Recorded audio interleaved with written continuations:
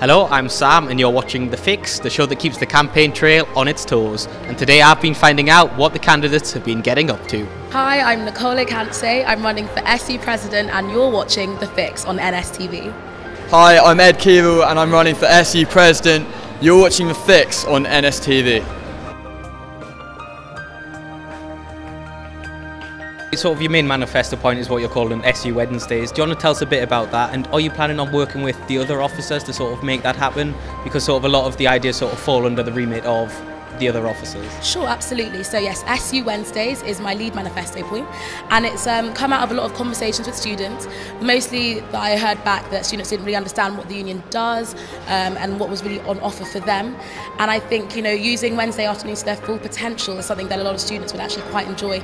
It's traditionally timetabled out for sport, but actually a lot of students just don't engage in sport. I quite like eating as my favourite pastime, so actually I thought we could really use Wednesdays. And so it's a 5-factor thing. It's about promoting physical health, mental health, careers, volunteering opportunities locally, and also just to have fun. And so under physical health, you know, I'm absolutely for sport, and so I would definitely like to work with the sports officer in promoting something called Engage, which is the university's initiative to get more students involved more casually in sport. In terms of mental well-being, that's something that's very important to me and features quite heavily in my manifesto. So I'd work with the welfare officer to ensure that there were stress relief hubs, not just in University Park, but in Derby, at the QMC, over at Jubilee and Sutton Bonington. So really pushing mental well-being is something that's important for our students. So your key manifesto point is the rotation system on for whole food. Yeah. Have you sort of, it sounds like a feasible point, have you sort of looked into sort of whether this would be possible? Yeah, so I talked to a number of people. So firstly I talked to Harry, which came in really handy. And Harry said, yeah, I think that's a good idea.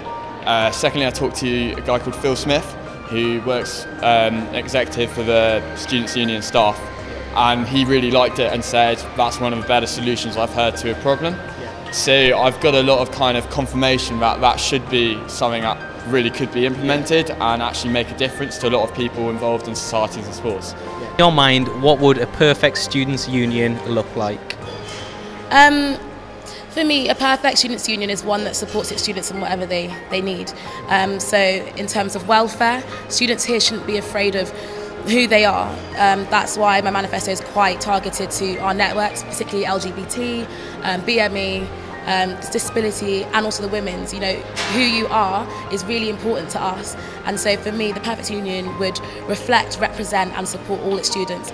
That's quite tricky. I think having everyone feel like they're wanted and feeling involved would be key, and just for everyone saying, knowing what the student union is and being like, what's my part in it, I know my part. I think that's would go a long way to completing an ideal student union. I think obviously you could say everyone's involved in this or that, but I feel like keeping it kind of open to interpretation allows people to kind of enjoy the students' union more.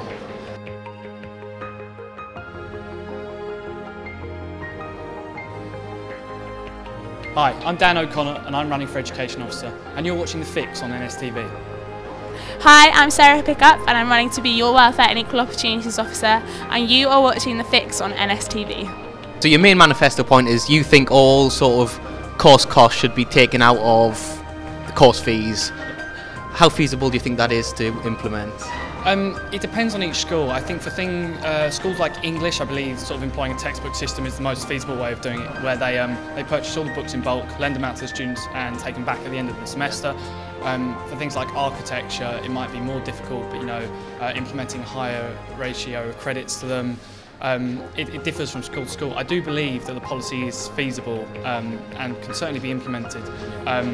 Maybe not all at once, but at least making a very good step towards it at least. So one of your manifesto points is you want to bring an international rep to every hall. Can you sort of expand on that? What's the idea behind that? Is the idea that it'll be an international student will be the international rep? Yes, so I've been around and I've spoken to all of the hall JCRs, including those on like Jubilee and on Raleigh. So Jubilee and Raleigh at the moment do have an international rep because they are quite an internationally diverse hall, just so that they've got someone, a figure who can welcome them in. They are international themselves, that doesn't mean that there's necessarily like a Malaysian one, a Chinese one, an American one actually, but just someone who has themselves experienced their sort of their moving to a completely different new country, settling in with a new culture, and having that experience background. So I'd like to implement that into all the halls across the campuses, just so to kind of reduce the kind of like, so you have the internationals and everybody else, and there's more kind of like mix between everybody. The international rep will kind of have a better understanding of where the international students are coming from. They can put on events that they will kind of like appeal more to the internationals, and then they can settle them in better, kind of integrate them more into the halls, and it also allows the international reps to feel like they have a voice and a place within their halls, because they can have the opportunity to become JCR member themselves. The university has said that if it were to do lecture recording, it would be 4 times bigger than the largest lecture recording uni in the world. I mean, do you think it's sort of a feasible prospect to do it? I think we're very much, education's at an age now where technology is going hand in hand with it, and I think if we don't embrace sort of these technological developments, we're going to be left behind as a university. I do think it's feasible, entirely. I think the University of Nottingham should strive to be, you know, one of the foremost leaders in this sort of development as well. So campaigning kind of kicked off this Monday, sort of how is your campaign going? Do you have a good team behind you? Yeah, I have a great team behind me. Here's my campaign manager. Yeah, so at the moment it's sort of like slow beginnings, but putting our mark on social media. So yeah, so cover photos went out, Facebook page got launched, which is all really exciting. The response has been very encouraging. And then I put my banner up outside Hallwood this morning. I was really nervous. I was like, oh, first one. What does your perfect student community look like? A whole range of student societies communicating and working together with a university that fully supports the student union and works with it rather than against. So that was what some of the candidates have been getting up to. For more information, you can visit our YouTube channel at NSTV Official or visit the Student Leader Elections website.